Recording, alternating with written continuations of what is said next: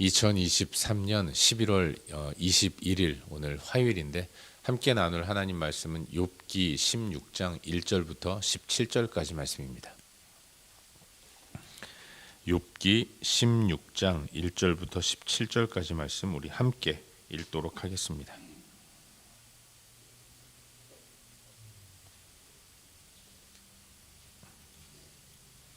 욥기 16장 1절부터 17절까지 말씀 우리 한 목소리로 함께 읽도록 하겠습니다. 읽겠습니다. 욥이 대답하여 이르되 이런 말은 내가 많이 들었나니 너희는 다 재난을 주는 위로자들이로구나. 헛된 말이 어찌 끝이 있으랴. 내가 무엇에 자극을 받아 이같이 대답하는가. 나도 너희처럼 말할 수 있나니 가령 너희 마음이 내 마음자리에 있다 하자. 나도 그럴듯한 말로 너희를 치며 너희를 향하여 머리를 흔들 수 있느니라. 그래도 입으로 너희를 강하게 하며 입술의 위로로 너희의 근심을 풀었으리라. 내가 말하여도 내 근심이 풀리지 아니하고 잠잠하여도 내 아픔이 줄어들지 않으리라. 이제 주께서 나를 피로하게 하시고 나의 온 집안을 패망하게 하셨나이다. 주께서 나를 시들게 하셨으니 이는 나를 향하여 증거를 삼으심이라. 나의 파리한 모습이 일어나서 대면하여 내 앞에서 증언하리이다. 그는 진노하사 나를 찢고 적대시하시며 나를 향하여 이를 갈고 원수가 되어 날카로운 눈초리로 우리들은 나를 향하여 입을 크게 벌리며 나를 모욕하여 뺨을 치며 함께 모여 나를 대적하는구나. 하나님이 나를 악인에게 넘기시며 행악자의 손에 던지셨구나. 내가 평안하더니 그가 나를 꺾으시며 내 목을 잡아 나를 부서뜨리시며 나를 세워 관역을 삼으시고 그의 화살들이 사방에서 날아와 사정없이 나를 쏘므로 그는 내 콩팥을 꿰뚫고 그는 내 쓸개가 땅에 흘러나오게 하시는구나. 그가 나를 치고 다시 치며 용사같이 내게 달려드시니 내가 굵은 배를 꿰매어 내 피부에 덮고 내 뿔을 티끌에 더럽혔구나. 내 얼굴은 울음으로 붉었고 내 눈꺼풀에는 죽음이 그립구나. 그러나 내 손에는 포악이 없고 나의 기도는 정결하니라. 아멘. 복된 새 하루가 시작되었습니다. 오늘도 우리의 하루를 주신 분이 하나님이심을 기억하는 가운데 주신 분의 뜻대로 온전히 살아가는 저와 여러분 우리 모두가 될 수 있기를 바랍니다. 우린 요즘 계속해서 새벽 시간을 통해서 욥기서 말씀을 한 장 한 장 묵상하고 있습니다. 오늘은 어제 이어서 방금 읽은 말씀인 욥기 16장 1절부터 17절까지 말씀을 살펴보는 가운데 우리에게 주시는 은혜와 도전들을 함께 나누기 원합니다. 욥기 15장부터 시작된 내용은 친구들과 욥의 소위 2라운드라고 이야기를 할 수 있습니다. 욥이 당한 고난에 대해서 친구들은 너무도 심플한데 당하는 욥은 모든 것들이 다 난해하고 복잡한 거죠. 남을 바라볼 때 고난 가운데 있는 걸 본다면 그 고난의 이유도 객관적으로 바라볼 때는 제3자는 다 압니다. 하지만 당사자는 그게 인정이 되지 않을 때 괴로운 거죠. 친구들은 욥을 바라볼 때 그의 고난의 원인이 눈에 뻔히 보입니다. 그거 해결하면 금방 문제도 해결될 것 같은데 당사자인 욥만 너무나도 이해가 안 되고 괴로워서 힘들어하는 거죠. 그렇게 친구들과 욥은 만나지지 않는 평행선을 계속해서 달리고 있고 그로 인해서 욥은 욥대로 상처를 받고 친구들은 그런 욥이 너무나도 답답하고 안타깝고 한심하고 이런 모습을 계속 보이고 있는 것입니다.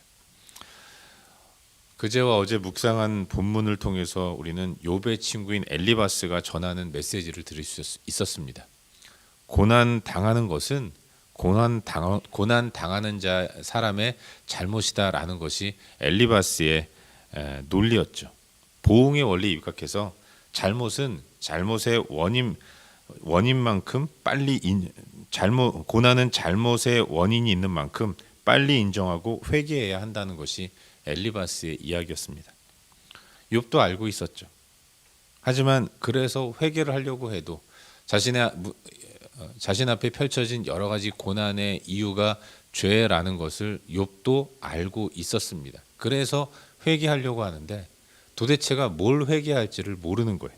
아무리 생각해도 내가 이런 큰 고난을 당한 만큼 지은 죄가 떠오르지 않았던 것입니다. 그래서 괴로워하고 있는데, 그런 상황에서 욥의 친구들이 말을 할 때에 그 말을 듣는 욥은 엘리바스의 말은 위로가 아니라 상처였던 거죠. 그래서 욥은 엘리바스를 향해서 너는 재난을 주는 위로자다. 너희들은 다 나에게 고통과 고난을 주는 위로자들이다. 이렇게 부르고 있는 것이죠.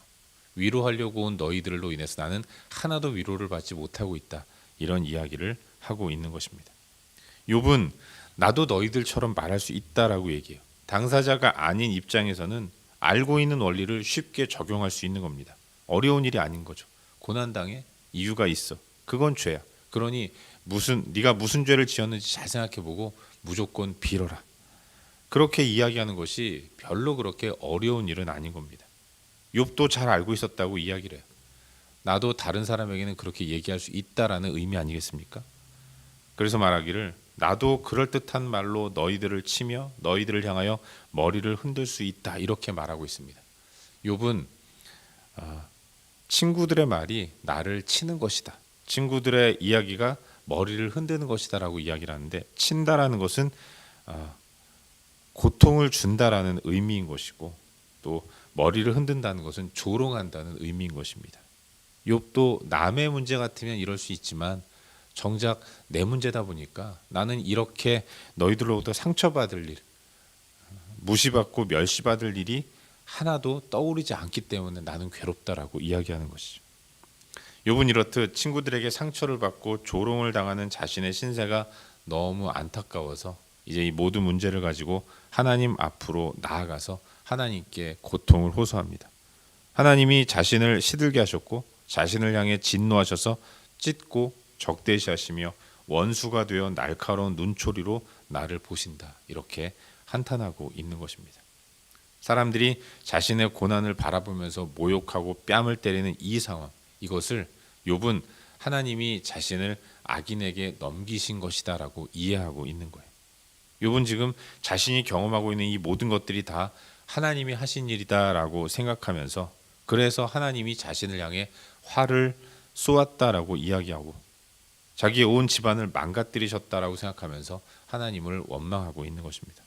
처음 욥은 하나님 앞에서 하나님을 원망하지 않는 이런 고난 앞에서 하나님을 절대로 원망하지 않는 의연한 모습을 보였지만, 결국 시간이 갈수록 연약한 자신의 모습을 어쩔 수 없이 드러내 보이고 있는 것입니다. 그러면서 욥은 그런 가운데서도 하나님께로 나아가겠다고 다짐하는 거죠. 손에 포악이 없고 기도가 정결하다 이렇게 주장하면서 다시 한번 왜 이런 고통이 나에게 임하는지, 나는 포악한 일도 없고 정결하게 기도하는 사람이었는데 어떻게 이런 일이 나에게 벌어졌는지 하나님 제발 좀 가르쳐 주십시오. 이런 마음으로 주 앞으로 나아가는 거예요.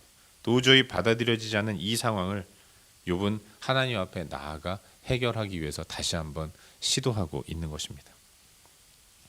이것이 오늘 우리가 함께 살펴보고 있는 본문의 전반적인 내용이고, 이 말씀 가운데서 오늘은 두 가지 정도 함께 살펴보는 가운데 우리의 기도 제목으로 삼고 함께 기도하기로 합니다. 먼저 오늘 본문 가운데서 4절과 5절 두 구절 말씀을 함께 읽도록 하겠습니다. 본문 4절과 5절 두 구절입니다. 우리 함께 읽겠습니다. 나도 너희처럼 말할 수 있나니 가령 너희 마음이 내 마음 자리에 있다 하자. 나도 그럴듯한 말로 너희를 치며 너희를 향하여 머리를 흔들 수 있느니라. 그래도 입으로 너희를 강하게 하며 입술의 위로로 너희의 근심을 풀 수 있었으리라. 아멘. 요즘 젊은 친구들 가운데 유행하는 말 가운데 하나가 이런 말이 있다고 합니다. 너 T야? 이게 무슨 말이냐면, 성격 유형 검사 가운데 MBTI라는 게 있지 않습니까? 이 MBTI 가운데서 어떤 사람이 뭔가를 판단할 때 사람 중심으로 판단하냐, 일 중심으로 판단하냐, 이걸 보고 T와 F를 나눈다고 해요. T는 일 중심적입니다. 모든 것들을 상황만 보고 판단한다는 거죠. 하지만 F는 그 상황을 맞이한 사람의 감정까지도 헤아리면서 공감하는 이런 모습을 이야기하는 거죠. 너 T야라고 할 때 T라는 것은 한마디로 인정사정 볼 것 없다 이런 거예요. 욥의 친구들은 욥을 위로하기 위해서 먼 곳으로 달려왔습니다. 그리고 하루라도 빨리 이 욥이 문제에서 벗어나서 평안을 누리기를 간절히 바라는 거죠. 그런 마음으로 조언을 아끼지 않는데, 하지만 위로를 전하는 친구들의 말이 욥의 귀에는 하나도 위로로 들리지 않았다는 겁니다. 오히려 상처만 생겼다고 토로하는 거예요. 그래서 욥은 그 이야기하기를 너희들은 재난을 주는 위로자들이다 라고까지 말을 하는 것입니다. 이런 일이 벌어진 이유가 뭘까요? 그것은 욥의 친구들이 T라고 말할 수 있는 겁니다. 사랑하는 여러분, 우리가 누군가에게 위로를 전할 때에는 위로를 목적으로 해야지 위로의 상황들을 내가 벗어나게 만들어주겠다라는 생각으로 누군가를 위로한다면 그건 결코 이루어지지도 않고 그 사람에게도 엄청난 부담이 된다는 것을 우리는 잊지 말아야 하는 겁니다. 솔직히 우리가 그 사람의 문제를 어떻게 풀 수 있겠습니까? 그런 능력이 있다면 내 문제라도 잘 풀어야 하지 않겠습니까?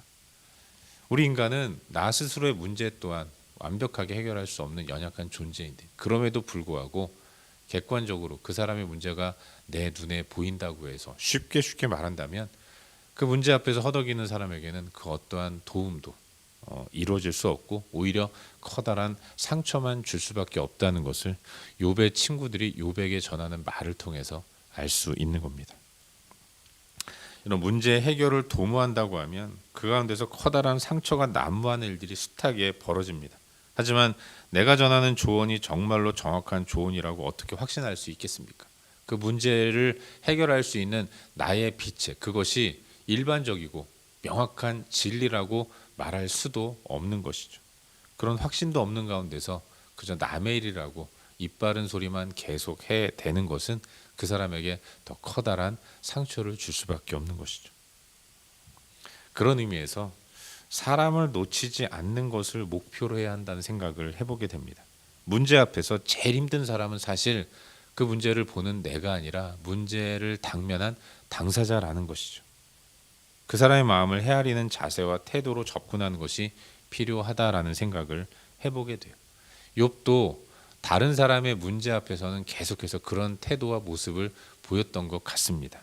그래서 욥의 친구들이 자기에게 해주는 여러 가지 이야기들, 그것들이 일면 이해가 되었고 나도 그렇게 했다라고 이야기를 했던 거죠. 나도 너희처럼 말할 수 있다라고 얘기를 해요. 다른 사람의 문제는 그렇게 할 수 있지만 정작 내가 당해보니까 그게 나에게 아무런 도움도 되지 않는다. 이런 이야기를 하고 있는 거죠. 때로는 정확한 팩트 이전에 공감하는 말과 또 맞장구 쳐주는 모습이 그 사람에게 더 큰 힘과 능력을 공급해주는 그런 원천이 되기도 한다는 것을 우리는 기억해야 하는 것입니다. 나의 조언이 누군가에게는 재난이 되는 위로가 될 수 있다는 것을 유의하면서 늘 조심스러운 마음으로 고통을 당하고 있는 사람에게 다가가야 할 줄로 믿습니다. 오늘도 우리의 위로가 필요한 사람들이 떠오른다면 그에게 다가가서 먼저는 손을 잡아주는 모습이 있기를 바랍니다. 내가 내 문제를 해결하듯이 다른 사람의 문제를 해결해 줄 수는 없는 것 아니겠습니까? 그 사람은 그 사람 나름의 상황과 또 그 사람 나름의 여러 가지 환경들이 있는 거예요. 그걸 절대화하지 않는 가운데 그저 우리는 같이 울어주고 같이 흥분하고 같이 공감해 주는 모습이 필요한 것입니다. 그러면서 마음속으로 그를 위해 중보하며 이 문제를 해결할 수 있는 분은 사람이 아니라 하나님이심을 우리가 믿습니다. 하나님 그 영혼을 붙들어 주시고 그 문제를 해결해 주시옵소서. 기도하는 모습이 우리 가운데 필요할 줄로 믿어요. 바라기는 오늘 우리들의 삶이 진정한 겸손의 태도를 가지고 나아가는 그런 복된 하루를 살아갈 수 있기를 주의 이름으로 축원합니다. 한 가지만 더 묵상하기를 바라는데 오늘 본문 속 내용을 다시 한번 전체적으로 살펴보기로 하는데 여러분 오늘 본문은 고난당하는 것은 고난당하는 자의 문제다라는 이 엘리바스의 말을 듣고 아파하는 욥의 모습을 기록하고 있습니다. 엘리바스는 너 고난당해? 네 문제야. 너의 죄 때문에 벌어진 일이야. 이렇게 얘기하는 겁니다. 고난 당하는 것은 고난 당하는 사람의 문제다. 참 잔인하고 참 가슴 아프게 만드는 말인 것 같아요. 근데 중요한 것은 욥은 모든 상황 속에도 어찌됐든 이 모든 문제를 하나님 앞에서 풀려고 하는 모습을 보이고 있다라는 거예요. 앞선 1라운드 욥의 세 친구와 욥이 서로 나누었던 이 논쟁 가운데 우리가 발견하게 됐던, 그리고 도전을 받을 수 있었던 것은 욥은 친구들이 이야기하는 문제에 동의하지 않으면서 계속 반박을 합니다. 그리고 나서 항상 결론은 그 문제를 가지고 하나님께 나아갔다는 거예요. 하나님 앞에서 문제를 해결하려는 이런 시도를 보이고 있다는 것이죠. 이게 우리에게는 커다란 도전이 된다고 말할 수 있습니다. 욥은 주께서 나를 피로하게 하시고 나의 온 집안을 패망하게 하셨습니다. 이렇게 말하고 있는데, 이 말은 하나님을 원망하는 말로 들리지만 모든 출발이 하나님께 있기 때문에 하나님은 과정과 끝까지 이끌어 가시는 분이심을 믿습니다. 주여 나에게 이 모든 출발의 원인이 무엇인지를 가르쳐 주십시오. 이렇게 기도하면서 매달리고 있는 거예요. 우린 때로 문제가 생기고 어려움이 있으면 제일 먼저 하나님을 떠납니다. 원망하며 하나님을 떠나죠. 그래서 우리는 계속해서 이 문제에 대한 근본적인 해결을 갖지 못하고 평생을 끙끙 앓으면서 생활하는 이들도 많이 있는 거예요. 하지만 욥이 우리에게 전해주는 모습, 그것은 그 또한 흔들리는 사람이고, 그러나 우리와 다른 것은 흔들리는 모습을 가지고 어찌됐든 하나님이라는 바운더리 안에서 문제의 해결을 시도하고 있다는 것입니다. 이것이 성도인 우리가 끝까지 붙들어야 할 모습이라는 것을 우리는 잊지 말아야 하는 것이죠. 우리의 모습이 그와 같기를 바라요. 고민도 좋고 방황도 좋고 괴로움에 시달리는 것도 다 좋습니다. 하지만 그 모든 것들은 하나님 안에서 이루어져야 한다는 것을 잊지 말아야 하는 것이죠. 하나님을 떠난다면 영원히 그 문제의 해결은 이루어지지 않는 거예요. 그래도 하나님 안에 있을 때 소망을 붙들 수 있고 문제 해결을 기다릴 수 있는 겁니다. 고난 때문에 하나님이 떠나는 것은 그야말로 소망 자체를 잃어버리는 절망으로 나아간다는 사실을 잊지 마시기를 바라요. 바라기는 우리들의 삶이 주 안에 있기를 주의 이름으로 축원합니다. 기쁘고 즐겁고 좋을 때에도 주 안에 있어야 하겠지만, 무엇보다도 상황이 안 좋고 나쁘고 괴로워도 주 안에 머무는 것이 은혜임을 기억하고 오늘도 주 안에 머무는 삶을 살아갈 수 있기를 바랍니다. 우리 주변에 고통당하는 사람들을 위해서 기도해야 할 것, 가장 첫 번째가 하나님 주 안에서 그 문제가 해결될 때까지 잘 버티고 견딜 수 있도록 도와주시옵소서. 이런 중보기도 또한 우리가 해야 할 기도임을 믿습니다.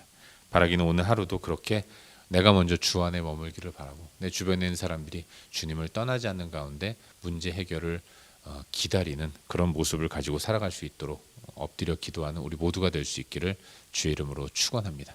기도하겠습니다. 함께 기도할 때 오늘 주신 말씀 붙들고 기도하기로 하는데요. 하나님, 오늘도 주 안에 머물게 하여 주시옵소서. 영혼을 돌아봄에 있어서 헤아리는 마음과 겸손한 마음을 잃지 않도록 하여 주시옵소서. 이 시간 주신 말씀 붙들고 기도하시고, 그리고 각자 우리의 중보가 필요한 여러 영역들을 위해 기도하신 이후에 각자 개인적인 기도 제목 가지고 기도하시다가 일상의 삶의 자리로 나아가도록 하겠습니다. 함께 기도합시다.